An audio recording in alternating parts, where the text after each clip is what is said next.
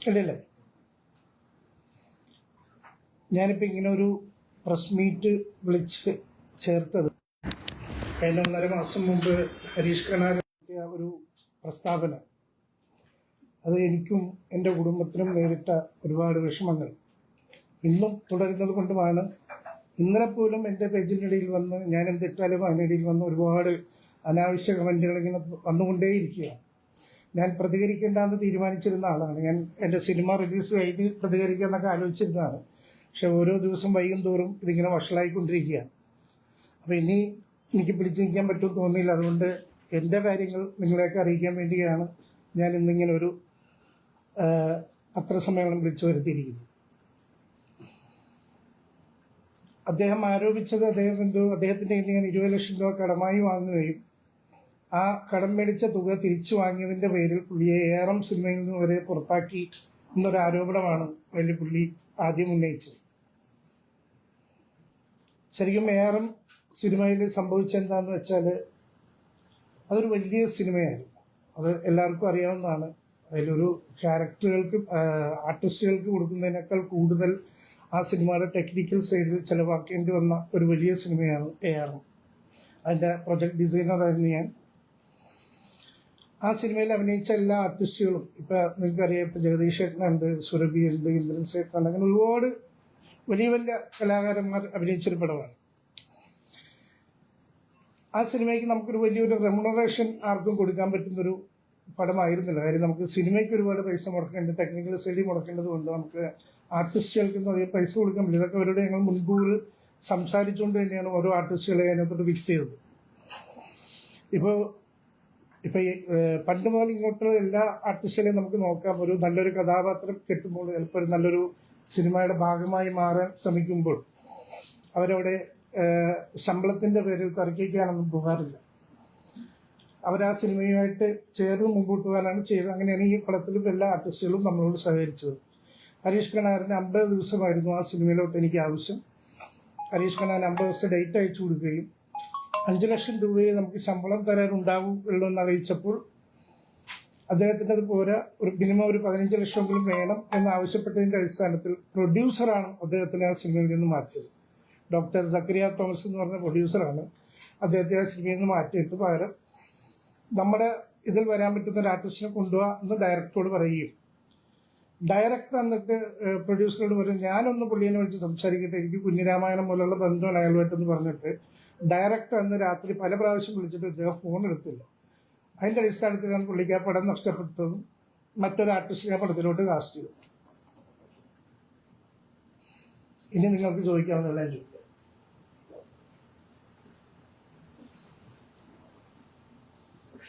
സംവിധായകനും ഉൾപ്പെടെയുള്ള ആളുകള്, ടൊവിനോ ഉൾപ്പെടെയുള്ള ആളുകള് ഒരു വിധത്തിലും അദ്ദേഹത്തിലേക്ക് കോളുകൾ എത്തിയില്ല. അതായത് ഹരീഷ് കണാറിലേക്ക് വിളിച്ചിട്ട് കോളുകൾ എത്തിയില്ല എന്നാണ് ഹരീഷ് കണാരനും ഇവർക്ക് ഇടയിലുള്ള മധ്യസ്ഥനായിട്ടുള്ള ഒരാൾ പറഞ്ഞതെന്നും അത് പിന്നീട് ബാദുഷയാണെന്നും ഹരീഷ് കണാരൻ അവകാശപ്പെട്ടാണല്ലോ ചെയ്തത്. എന്തായാലും ഇതിനൊരു ഫാക്ച്വറായിട്ട് നമുക്ക് ഇതിനെങ്ങനെ തെളിയിക്കാം? നിങ്ങൾക്ക് ഡയറക്ടറോട് ചോദിക്കാമല്ലോ. ഞാനിപ്പോൾ പറഞ്ഞ കാര്യങ്ങൾ നിങ്ങൾക്ക് ഡയറക്ടറോട് ചോദിക്കാം. ടൊവിനോക്ക് ചിലപ്പോൾ അറിവുണ്ടാവില്ല, ടൊവിനോയായിട്ട് നമ്മൾ ഡിസ്കസ് ചെയ്തിട്ടില്ല. ഡയറക്ടറോടും പ്രൊഡ്യൂസറോടും നിങ്ങൾക്ക് കമ്മ്യൂണിക്കേറ്റ് ചെയ്യാമല്ലോ. അവർ പറയട്ടെ, അങ്ങനെ ഒരു സംഭവം ഉണ്ടായിട്ടില്ലെങ്കിൽ അവർ പറയട്ടെ.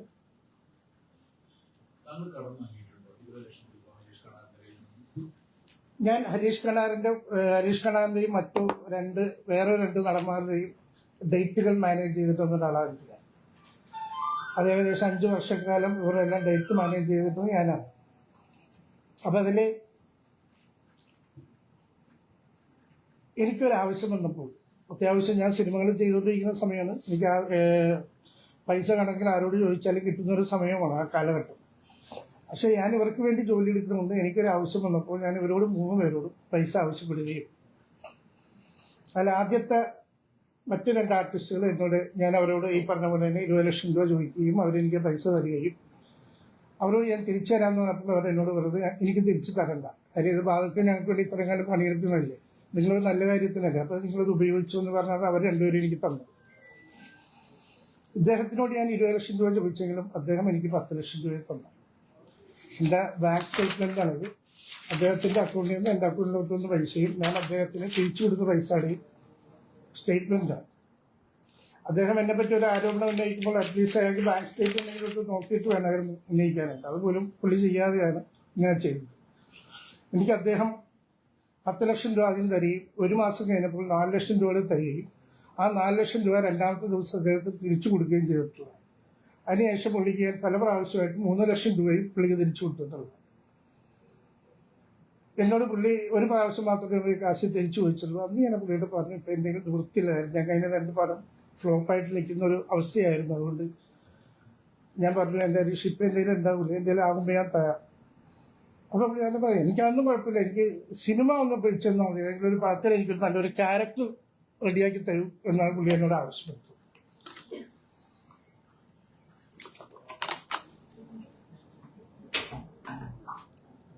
അപ്പൊ 20 ലക്ഷം രൂപ ഞാൻ അയാളിൽ നിന്ന് വാങ്ങിച്ചു എന്ന് പറയുന്നത് അയാൾ പച്ചക്കള്ളമാണ് പറഞ്ഞാൽ നമുക്ക് ഇതിൽ നിന്ന് തന്നെ ബോധ്യമാകും.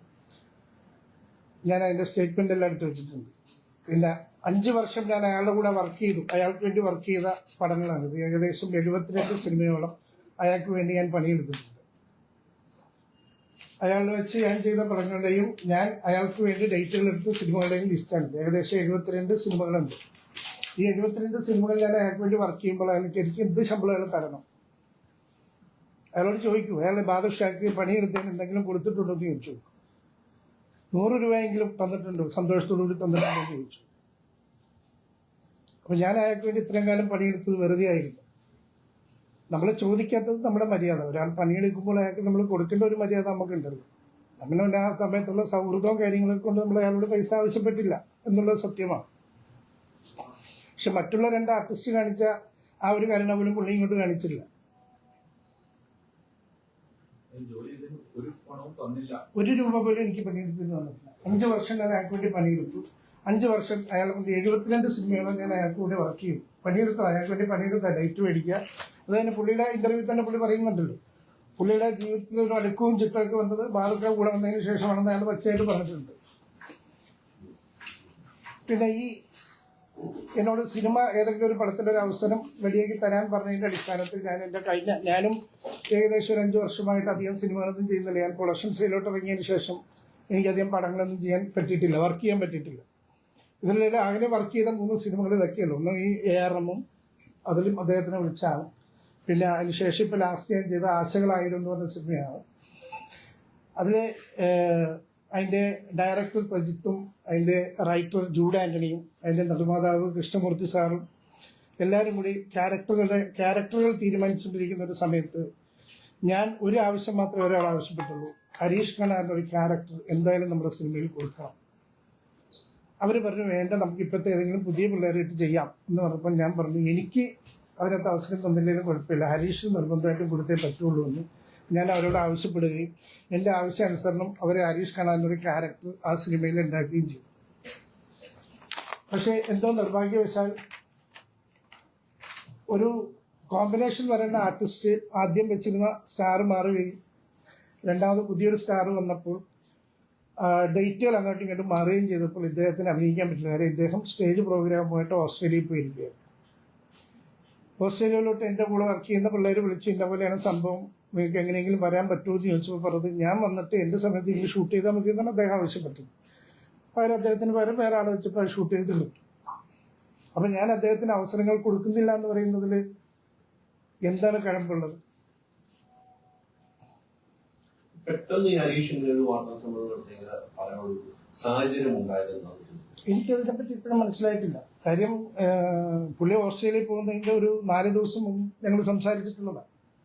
എല്ലാ ദിവസവും മിക്ക ദിവസവും ഫോണിലൂടെ കാര്യങ്ങളൊക്കെ സംസാരിക്കുന്ന ആൾക്കാരാണ്. എന്താണ് പെട്ടെന്ന് അങ്ങനെ ഒരു ചേതോവികാരം എന്ന് എനിക്ക് മനസ്സിലാകുന്നില്ല. പുള്ളിക്ക് ഇങ്ങനെ തോന്നിയിട്ടാണോ കുറെ നാളായില്ല പുള്ളിനെ ആൾക്കാരൊക്കെ കണ്ടിട്ട് പുള്ളിക്ക് അതുകൊണ്ട് ഒരു തിരിച്ചുവരവാകില്ലെങ്കിൽ പുള്ളിനെ ഓർക്കാൻ വേണ്ടിയാണ് ഇങ്ങനെ ഒരു പരിപാടി നടത്തിയതായി കൊടുത്തില്ലല്ലോ. ഈ അമ്മയ്ക്ക് പരാതി കൊടുത്ത ശേഷമാണ്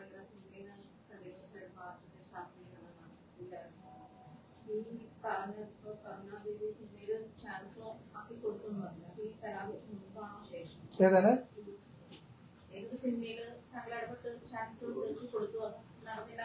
അതെ അതിപ്പോ ലാസ്റ്റ് ഇപ്പൊ ഈ ആരോപണം ഉന്നയിക്കുന്നതിന് തൊട്ട് മുമ്പാണ് ഇത്. ആരോപണം ഉന്നയിക്കുന്നതിന് 1 മാസം മുമ്പാണ് ഞാൻ ഇദ്ദേഹത്തിന് ഈ പടത്തിന്റെ വേഷം വാങ്ങിച്ചു കൊടുക്കുന്നത്. പക്ഷെ പുള്ളിക്ക് അഭിനയിക്കാൻ പറ്റില്ല. പുള്ളി അവിടെ സ്റ്റേജ് പ്രോഗ്രാമിന് പോയി, ഡേറ്റ് അങ്ങോട്ടും ഇങ്ങോട്ട് മാറിയപ്പോൾ പുള്ളിക്ക് അഭിനയിക്കാൻ പറ്റില്ല. ഹരീഷ് കണാറിന് ഇപ്പോഴത്തെ കണക്ക് പ്രകാരം 7 ലക്ഷം രൂപ കൊടുക്കാനുണ്ട്.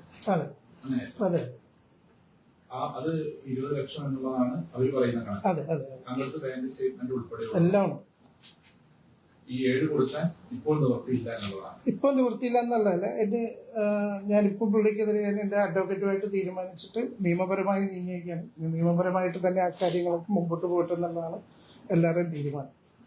കാര്യം എനിക്കും പണിയെടുത്തതിന് കാശ് തരാനുണ്ട്. അപ്പോൾ ഇതിപ്പോൾ കൊടുക്കുന്നത് അവിടെ നിൽക്കട്ടെ, ബാക്കി നമുക്ക് നിയമപരമായിട്ട് ബാക്കി കാര്യങ്ങൾ ചെയ്യാം. കാര്യം ഈ ഒരു പ്രസ്താവന മൂലം എനിക്കുണ്ടായ അപമാനം, എൻ്റെ കുടുംബത്തിനുണ്ടായ അപമാനം, എൻ്റെ മോന് അന്ന് കോളേജിൽ നിന്ന് ഇറങ്ങിയാണ്, ഇന്നുവരെ അവൻ കോളേജിൽ പോയിട്ടില്ല.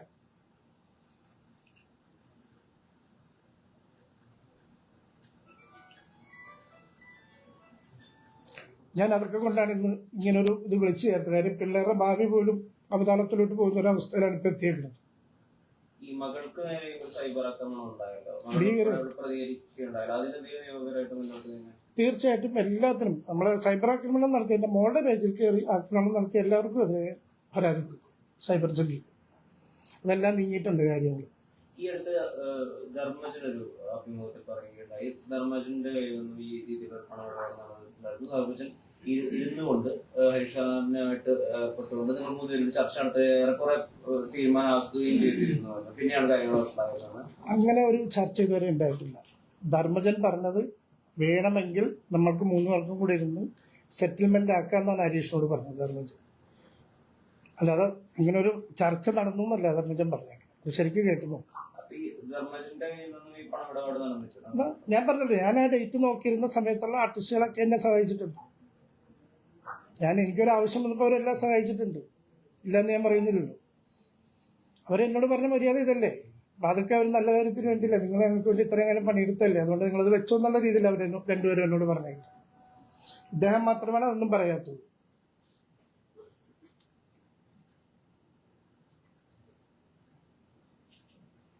എന്ത് സംഭവിച്ചു എന്ന് മനസ്സിലാക്കി. ഹരീഷ് കണാറിനെ പോലെയാണ് പെട്ടെന്ന് വന്ന് താങ്കൾ 20 ലക്ഷം, അത് രണ്ടുപേരും സജീവമായി തന്നെ സിനിമയിൽ നിൽക്കുന്ന ഒരാൾക്കാരെ, അല്ല ഒരു ഔട്ടായി പോയ ആളുകളല്ല. എന്നിട്ടും ഇത്ര വലിയൊരു തുകയെ പറ്റി 20 ലക്ഷത്തിന് വേണ്ടിയിട്ട് താങ്കളെ മോശക്കാരനാക്കാൻ ഹരീഷിന് ശ്രമിക്കേണ്ട ഒരു സാഹചര്യം അവസ്ഥയുണ്ടോ? എന്ത് സംഭവിച്ചു? ഒരു ഗൂഢാലോചന ഉണ്ടെന്ന് കരുതുന്നുണ്ടോ? എന്താ ഒരു സംഭവിച്ചത്? എന്തോ ഒരു തെറ്റിദ്ധാരണയും ഗൂഢാലോചനയും അതിന്റെ പിന്നിൽ നടന്നിട്ടുണ്ട് എന്നുള്ള കാര്യം എനിക്ക് ഉറപ്പാണ്. കാര്യം എൻ്റെ പടം റിലീസ് അനൗൺസ് ചെയ്തതിന് ശേഷമാണ് ഇങ്ങനത്തെ ഒരു സംഭവം ഉണ്ടാകുന്നത്. അപ്പോൾ അതിന്റെ പിന്നിൽ എന്തൊക്കെയോ ഉണ്ടെന്നുള്ളതാണ് എന്റെ മനസ്സിൽ തോന്നുന്ന കാര്യം. ഇതുവരെ സംസാരിച്ചില്ല. പക്ഷെ ഹരീഷ് അടുത്ത ദിവസം സിനിമ റിലീസിന്റെ അന്ന് മീഡിയയുടെ മുമ്പിൽ പറഞ്ഞു ബാദുക്ക എന്നെ വിളിച്ചിരുന്നു, പൈസ തരാമെന്ന് പറഞ്ഞു എന്നൊക്കെ പറഞ്ഞ് പുള്ളി പറയുന്നുണ്ട്. അങ്ങനെ ഒരു സംഭവം ഒന്നും ഉണ്ടായിട്ടില്ല. ഞാൻ ഈ ആരോപണം ഉന്നയിച്ചത് രാത്രി ഹരീഷിന്റെ ഫോണിലോട്ട് വിളിച്ചു. ഹരീഷ് ഫോൺ എടുത്തില്ല. സന്ധ്യനെ വിളിച്ചു. കാര്യം സന്ധ്യ എന്നൊക്കെ പറയാൻ ഞങ്ങൾ അത്ര നല്ല അടുത്ത ബന്ധങ്ങളുണ്ടായിരുന്ന ആൾക്കാരാണ്, കുടുംബ ബന്ധമുള്ള ആൾക്കാരായതുകൊണ്ടാണ്. സന്ധ്യനെ വിളിച്ചു. സന്ധ്യ ഫോൺ എടുത്തില്ല. സന്ധ്യയ്ക്ക് മെസ്സേജ് ഇട്ടു, ഞാനാണൊന്ന് ഫോൺ എടുക്കുമെന്ന് ചോദിച്ചു, എടുത്തില്ല. അത് കഴിഞ്ഞ് ഞാൻ നിർമ്മലിനെ വിളിച്ചു. നിർമ്മൽ ഫോൺ എടുത്തു. കുറേ നേരം അവരെന്തിനാ ഇങ്ങനെ ചെയ്തതെന്ന് എനിക്കറിയില്ല ബാധക്ക എന്നൊക്കെ പറഞ്ഞു. നിർമ്മലും അങ്ങനെ കുറേ നേരമൊക്കെ സംസാരിച്ചു. അടുത്ത ദിവസം നിർമ്മല് സിനിമയുടെ ഇന്റർവ്യൂ കയറി നിന്നിട്ട് എന്നെ കളിയാക്കുന്നുണ്ടായി. ഹരീഷ് കണാറിന്റെ അവസരങ്ങൾ നഷ്ടപ്പെട്ടത് ഹരീഷ് കണാറിന്റെ സ്വഭാവം കൊണ്ടാണ്, ഹരീഷ് കണാറിന്റെ പ്രശ്നങ്ങൾ കൊണ്ടാണ് ഹരീഷ് കണാറിന് സിനിമയിലെ അവസരങ്ങൾ നഷ്ടപ്പെട്ടത്. ഒരുപാട് ഉദാഹരണങ്ങൾ നമ്മുടെ മുമ്പിലുണ്ട്. ഓരോ സെറ്റിലും അയാളുണ്ടാക്കിയ പ്രശ്നങ്ങൾ നമ്മുടെ മുമ്പിലുണ്ട്. എല്ലാ കാലത്തും ഒരു ആളിങ്ങനെ നിറഞ്ഞെപ്പോഴും സിനിമയിൽ നിൽക്കില്ല. ഒരേ കാലഘട്ടത്തിൽ പുതിയ പുതിയ ആൾക്കാർ വരുമ്പോൾ ഇവരൊക്കെ മാറി മാറി പൊളിച്ചേ പറ്റുള്ളൂ. പുള്ളിയുടെ ഒരുപാട് സ്വഭാവ പ്രശ്നങ്ങൾ സിനിമാ സെറ്റുകളിൽ ഉണ്ടായിട്ടുണ്ട്. പല പ്രൊഡ്യൂസർമാർക്കും പല ഡയറക്ടർമാർക്കും പല കൺട്രോളർമാർക്കും അനുഭവങ്ങളുണ്ട്. പുള്ളി വലിയ സിനിമകൾ ചെയ്യുമ്പോൾ വലിയ വലിയ ഡയറക്ടേഴ്സിന്റെ പടങ്ങൾ ചെയ്യുമ്പോഴും ഒരു സ്വഭാവവും, ചെറിയ ആൾക്കാരെ അതായത് പുതിയതായിട്ട് വരുന്ന ആൾക്കാരൊക്കെ പടം ചെയ്യുമ്പോൾ മറ്റൊരു സ്വഭാവം പുള്ളി കാണിക്കുന്നു. ഇതിന്റെയൊക്കെ അടിസ്ഥാനത്തിലാണ് പുള്ളിക്ക് അവസരങ്ങൾ നഷ്ടപ്പെട്ടത്. ഈ അടുത്ത് നിഖില ഒരു അഭിമുഖത്തിൽ അവർക്ക് ഒരു പ്രൊഡ്യൂസർ കുറച്ചധികം പണം കൊടുക്കാനുണ്ടെന്നും നിർമ്മാതാവ് ഒരു വീട് പണിയാണെങ്കിൽ എനിക്കൊരു മുറി മാറ്റി വെച്ചാൽ മതി, ഞാൻ അവിടെ വന്ന് താമസിച്ചോളാം എന്നൊക്കെ തമാശകളോടെ പറയും. അതിനടിയിലും ഒരുപാട് പേര് ബാദുഷാന്റെ പേര് കമന്റ് ചെയ്യുന്നുണ്ട്. അതിനെതിരെ എന്തെങ്കിലും ചെയ്യാൻ പ്ലാൻ ഉണ്ടോ? അതിനെതിരെ എന്തിനാ ചെയ്യുന്നത്? നിഖില വിമൽ എന്റെ പേര് പറഞ്ഞിട്ടുണ്ട്. ഇല്ല, ഏതൊരു പ്രൊഡ്യൂസറുടെ കാര്യം പറഞ്ഞിട്ടുണ്ട്. ഞാൻ ഇപ്പോഴാണ് പ്രൊഡ്യൂസ് ചെയ്യാൻ തുടങ്ങിയത്. ഞാൻ പ്രൊഡ്യൂസ് ചെയ്യുന്ന പടത്തിലൊന്നും നിഖില വിമൽ അഭിനയിച്ചിട്ടില്ല. പ്രൊഡക്ഷൻ കണ്ടുള്ള പടത്തിലൊക്കെ അഭിനയിച്ചിട്ടുണ്ട്. അപ്പൊ പിന്നെ ഞാൻ അതിനെതിരെ എന്ത് ചെയ്യാനോ? ഈ സംഭവം ശ്രദ്ധയിൽപ്പെട്ടിരുന്നു. ഇല്ല, ഞാൻ ഇന്നലെയാണ് അറിയുന്നത് ഇങ്ങനെ ഒരു ഇന്റർവ്യൂ ഉണ്ടായിരുന്നു എന്ന് പറയാം. അത് തമാശ രീതിയിലാണ് ആ കുട്ടി പറഞ്ഞേക്കണമെന്ന് പറഞ്ഞു.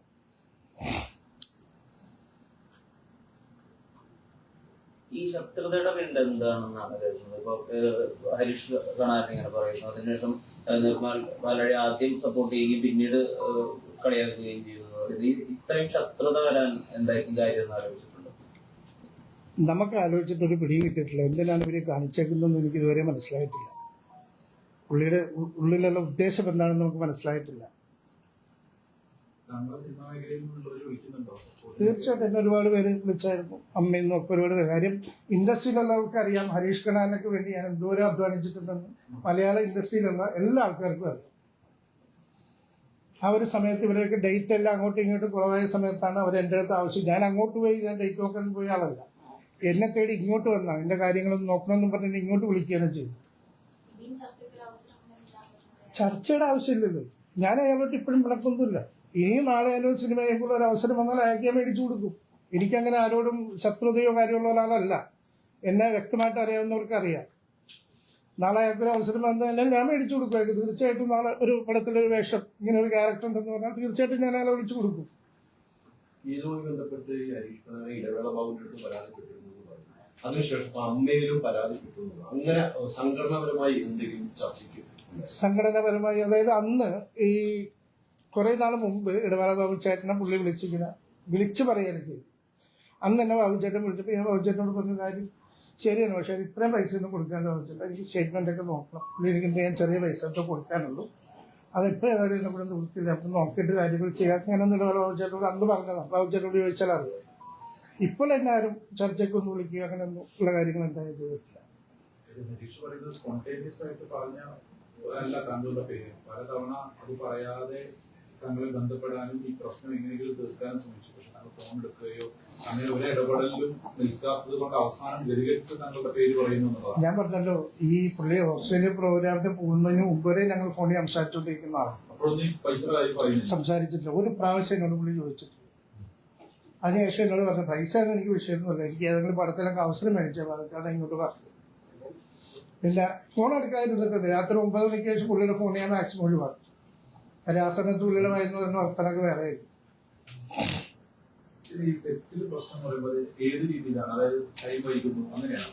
സമയം വൈകി വരിക, പിന്നെ പ്രൊമോഷൻസിന് വലിയ പടങ്ങളാണെങ്കിൽ പുള്ളി പോകും, ചെറിയ പടങ്ങളുടെ പ്രൊമോഷൻസിന് പോവില്ല. ലാസ്റ്റ് ഞാനിപ്പോൾ ഒരു ഉദാഹരണം പറഞ്ഞുതരാം. ഇദ്ദേഹത്തിന്റെ നിർമ്മലിനെയൊക്കെ ഈ സ്റ്റേജ് ഷോയിലൂടെയൊക്കെ കൊണ്ടുവന്ന ഒരു ഡയറക്ടർ ഉണ്ട്, രാജീവ് എന്നാണ് പുള്ളിയുടെ പേര്. പുള്ളി ഒരു 3 വർഷം മുമ്പ് ഞങ്ങളൊരു കനാരോണമെന്നും പറഞ്ഞൊരു വെബ് സീരീസ് ചെയ്യുകയും ആ വെബ് സീരീസിൽ ഇവരെല്ലാം അഭിനയിക്കുക കോഴിക്കോട് ഷൂട്ട് കിടക്കുവാണ്. ഒരു ദിവസം രാവിലെ മുതൽ ഇയാളെ കാത്ത് കംപ്ലീറ്റ് സെറ്റ്, ഞാൻ എറണാകുളത്താണ്, അവിടെ ഞാൻ ആസാദ് എന്ന് പറഞ്ഞ കൺട്രോളിൽ നടത്തിയേക്കുന്നത്. ഏകദേശം രാവിലെ മുതൽ ഇയാൾ വിളിച്ചിട്ട് ഫോൺ എടുക്കുന്നില്ല. കംപ്ലീറ്റ് ക്രൂ ലൊക്കേഷനിൽ വെയിറ്റിംഗ് ആണ് ഇയാൾ വരാൻ വേണ്ടി. അവസാനം ഉച്ചയ്ക്ക് വീട്ടിൽ ചെന്ന് നോക്കുമ്പോൾ കിടന്നുറങ്ങുക. അന്നത്തെ ദിവസം ആ ഷൂട്ടിംഗ് മുടങ്ങി. ഞാൻ എറണാകുളത്ത് നോടി അവിടെ ചെല്ലേണ്ടി വന്നു. പ്രൊഡ്യൂസറൊക്കെ ഭയങ്കര ബഹളമൊക്കെ വെച്ചിട്ട് ഞാൻ ഇവിടെ നോടി അവിടെ ചെന്ന് അടുത്ത ദിവസം പിള്ളേടെ കൈകാലം പിടിച്ചിട്ട് കൊണ്ടുവന്ന് അഭിനയിപ്പിച്ചിട്ട് കിട്ടും. അങ്ങനത്തെ പല പ്രശ്നങ്ങളും പല സ്ഥലങ്ങളിലും അയാൾ കാരണം ഉണ്ടായിട്ടുണ്ട്. പല പടങ്ങളും പുള്ളിയുടെ ഡേറ്റും പ്രശ്നങ്ങളും കാരണം ഷെഡ്യൂളായിട്ടുണ്ട്. ഇപ്പോൾ ലാസ്റ്റ് അയാൾ ഇപ്പോൾ ഇറങ്ങിയൊരു പടമുണ്ടല്ലോ മധുരക്കണക്ക്, അതിൻ്റെ പ്രൊമോഷൻ്റെ ഭാഗമായിട്ടാണല്ലോ എന്നെ ഈ ചീത്തയെല്ലാം പറഞ്ഞത്. അതിൻ്റെ ഡയറക്ടർ തന്നെ പറഞ്ഞിട്ടുണ്ട് അയാൾ ഉണ്ടാക്കിയേക്കുന്ന ബുദ്ധിമുട്ടുകൾ അയാൾ കാരണം ഷെഡ്യൂൾ വരെ ആയിട്ടുണ്ട്. ആ ഡയറക്ടർ എന്നോട് മാത്രമല്ല പ്രൊഡക്ഷൻ എക്സിക്യൂട്ടീവ് യൂണിയന്റെ മീറ്റിംഗ് സമയത്ത് അവിടെ നിന്ന് പറഞ്ഞിട്ട്, ഇപ്പം എന്നോട് മാത്രം പറഞ്ഞാൽ ഞാൻ കളവ് പറയാനായിട്ട് വേണ്ടല്ലോ, അത്രയും 17 പേർ മുമ്പ് എന്നിട്ട് അയാൾ പറഞ്ഞിട്ടുണ്ട്. അപ്പം സ്വന്തം കയ്യിരിപ്പ് കൊണ്ടാണ് ഒരാൾ അയാളുടെ അവസരങ്ങളെ അയാൾക്ക് നഷ്ടപ്പെട്ടത്. അത് അയാൾക്ക് മനസ്സിലാകുന്നില്ലെങ്കിൽ എന്താ ചെയ്യുക? പിന്നെ ഒരു കലാകാരനെ ഒരാൾ വിചാരിച്ചാൽ വീട്ടിലൊന്നും ഇരുത്താൻ പറ്റില്ല. കഴിവുള്ളവനാണെങ്കിൽ അവൻ അങ്ങനെ തന്നെ കയറിപ്പോക്കുള്ളൂ അല്ലേ?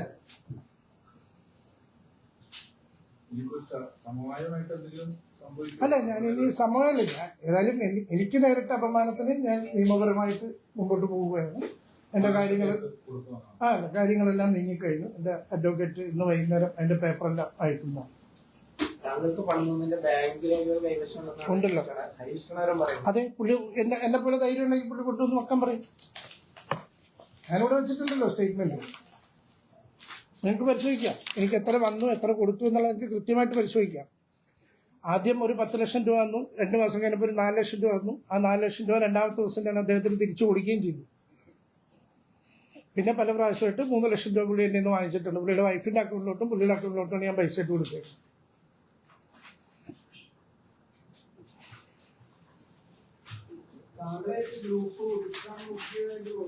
ഈ എവിടെ ഒതുക്കാനാണ്? നമ്മളെങ്ങനെ എന്ത് ഒതുക്കാനാണ്? ഇപ്പൊ തന്നെ ഒതുങ്ങിയിരിക്കുക. ഇനി പ്രത്യേകിച്ച് ആരും വിചാരിച്ചാലും ഒതുക്കാനൊന്നും പറ്റില്ല അല്ലേ?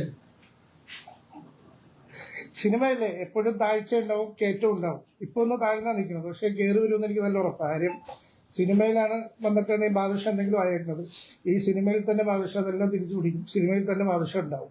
ഈ റേച്ചൽ എന്ന സിനിമയുടെ റിലീസ് പലവർക്കും മാറ്റി വയ്ക്കാനുള്ള കാരണത്തിനില്ല സാമ്പത്തിക പ്രതിസന്ധി മാത്രമല്ല, ആ പടം അനൗൺസ് ചെയ്യുമ്പോഴൊക്കെയാണ് ഓരോ പ്രശ്നങ്ങൾ തലപൊക്കി വരുന്നത്. അതിന്റെ പിന്നിലും എന്തൊക്കെയോ കളികളുണ്ട്, അറിയാലോ. ഇത് ആ പടത്തിന്റെ ആദ്യത്തെ റിലീസ് സമയത്താണ് ഒരു ഇഷ്യൂ ഒക്കെ ഉണ്ടായത്. അന്ന് നിന്നുപോയതാണ്. ഏതായാലും ഞാൻ ഈ മിക്കവാറും ഈ 2 ആഴ്ചക്കുള്ളിൽ പടം റിലീസ് ചെയ്യും. നമ്മുടെ പ്രശ്നങ്ങളൊക്കെ ഏകദേശം എല്ലാം റെഡി ആയിട്ടുണ്ട്. പ്രസ്താവന വന്നത് നല്ലോണം ബാധിച്ചിട്ടുണ്ട്. ഇങ്ങനെ ഒരു പ്രസ്താവന വന്നത് ആ സിനിമയെ ഭയങ്കരമായിട്ട് ബാധിച്ചിട്ടുണ്ട്. അദ്ദേഹം അമ്മയുടെ സംഘടനയിൽ ആണല്ലോ പരാതി ഉന്നയിച്ചത്. താങ്കൾക്ക് ഈ പറഞ്ഞ അല്ലെങ്കിൽ നിർമ്മാതാക്കളുടെ സംഘടനയൊക്കെ ആ വഴിക്ക് അവരുടെ സാമ്പത്തിക കാര്യങ്ങളുമായിട്ട് ബന്ധപ്പെട്ട അസോസിയേഷനൊന്നും പരാതി എടുക്കില്ല. അത് വ്യക്തിപരമായ കാര്യങ്ങളാണ്. ഇപ്പൊ കടം വാങ്ങിച്ച പൈസ അല്ലെങ്കിൽ പണിയെടുത്ത കാശ് അങ്ങോട്ട് ഏതെങ്കിലും പൈസ ജോലി എടുത്തിട്ട് കിട്ടാനുണ്ടെങ്കിൽ നമുക്ക് കംപ്ലൈന്റ് കൊടുക്കാം. ഫെഫ്കയിൽ എവിടെ കംപ്ലൈന്റ് കൊടുക്കും. പക്ഷെ ആർട്ടിസ്റ്റ് മാനേജർ എന്നൊരു തസ്തിക ഫെഫ്കയിൽ ഇല്ലാത്തതുകൊണ്ട് ഞാൻ ആ കംപ്ലൈന്റ് കൊടുക്കുന്നതിൽ അർത്ഥമില്ല. ഈ 5 വർഷ കാലയളവിൽ ഒരു തവണ പോലും കൃത്യമായ ശമ്പളത്തെ പറ്റിയോ അല്ലെങ്കിൽ ഒരക്ഷരാലും വേണ്ടിയിട്ടില്ല, 1 രൂപ പോലും എനിക്ക് തന്നിട്ടില്ല. സാറിന്റെ ഭാഗത്ത് അങ്ങോട്ടേക്ക് ഞാൻ അങ്ങോട്ട് ചോദിച്ചു. ഞാനിങ്ങനെ ഒരു ആവശ്യം നോക്കുമ്പോൾ അങ്ങോട്ട് ചോദിക്കുകയും ചെയ്തു. അത് സാമാന്യ ബുദ്ധിയുള്ള ആളാണെങ്കിൽ അയാൾക്ക് മനസ്സിലാക്കാമല്ലോ. ഇത്രയും നാളും പണിയെടുത്തല്ലേ, അപ്പൊ അയാൾക്ക് കൊടുത്തേക്കാണ്. മറ്റവർ രണ്ടുപേരും അങ്ങനെയല്ല ചെയ്തത്. അതാണ് ഞാൻ തീർച്ചയായിട്ടും അങ്ങനെ കരുതി. ഡിസ്കഷൻ ഒന്നും ഉണ്ടായിട്ടില്ല. പക്ഷെ ഞാൻ ഇവിടെ എന്റെ കീഴിൽ എത്ര പേര് പണിയെടുക്കുന്നുണ്ട്, അവർക്ക് ഞാൻ ശമ്പളം കൊടുക്കുന്നില്ല. ഇത് നമ്മൾ ചോദിച്ചിട്ട് വേണം കൊടുക്കാൻ. ഒരാൾ ജോലി എടുക്കുമ്പോൾ എനിക്കൊരാവശ്യമുണ്ട്, എനിക്കൊരു 20 ലക്ഷം രൂപ വേണം എന്ന് പറഞ്ഞിട്ട് ഞാൻ തിരിച്ചു തന്നോളാട്ടോ എന്ന് ഞാനൊരു വാക്ക് പറഞ്ഞിട്ടുണ്ട്. അതില്ലാന്ന് ഞാൻ പറയുന്നില്ല. പക്ഷെ പുള്ളി 20 തന്നിട്ട് പുള്ളി എനിക്ക് 10 രൂപ തന്നു. മറ്റവരോട് ഞാൻ തിരിച്ചു തന്നോളാന്ന് പറഞ്ഞപ്പോൾ എന്നോട് അവർ പറഞ്ഞത് ഇത് എനിക്ക് തിരിച്ചു തരണ്ട, നിങ്ങൾ ഇത്രയും കാലം എനിക്ക് വേണ്ടി പണിയെടുത്തില്ല, ഇത് നിങ്ങൾ വെച്ചോന്നാ, നല്ല കാര്യത്തിനില്ല എന്ന് പറഞ്ഞ് വെച്ചോന്നാ പറഞ്ഞു.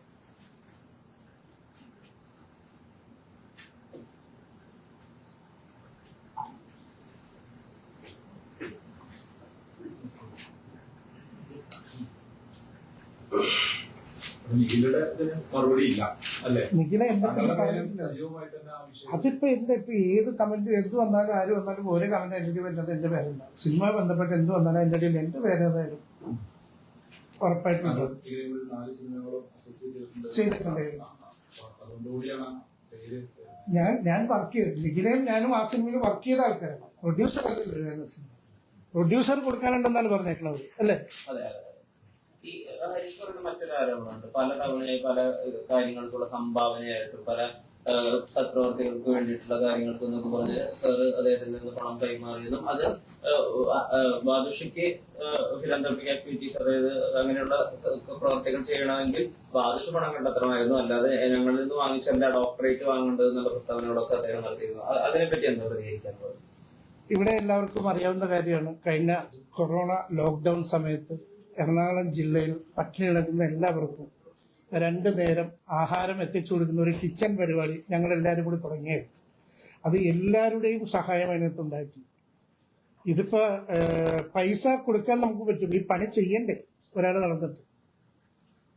അങ്ങനെ ഒരുപാട് പേര് സിനിമാ മേഖലയിലുള്ള ഒരുപാട് പേര് സഹായിച്ചിട്ടുണ്ട്. പക്ഷെ ഹരീഷ് കണാരൻ തന്ന ഈ പൈസ ഞാൻ തിരിച്ചു കൊടുക്കും. കാര്യം നമ്മളന്ന് ആഹാരം മേടിച്ചു കൊടുത്തതല്ലേ, ഇവരെ പൈസ കൊടുത്ത ആഹാരം മേടിച്ചൊന്നും ഇപ്പൊ അവർക്ക് പിടിക്കില്ല. അയാൾ ഈ പച്ചയായിട്ട് വിളിച്ചു പറഞ്ഞുകൊണ്ട് അയാളുടെ കാശ് മേടിച്ച് വിദ്യാഭ്യാസത്തിന് കൊടുത്ത പിള്ളേർക്ക് ഇനി അതുകൊണ്ട് അത് ഞങ്ങൾക്ക് ഗുണമുണ്ടാകാൻ പോകുന്നില്ല.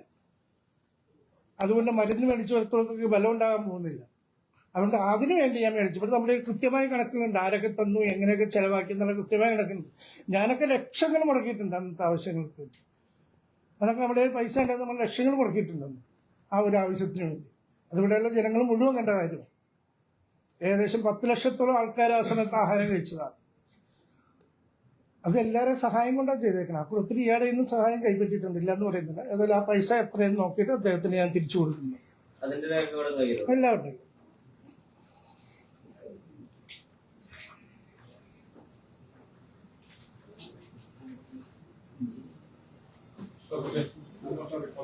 ഓക്കെ അല്ലേ?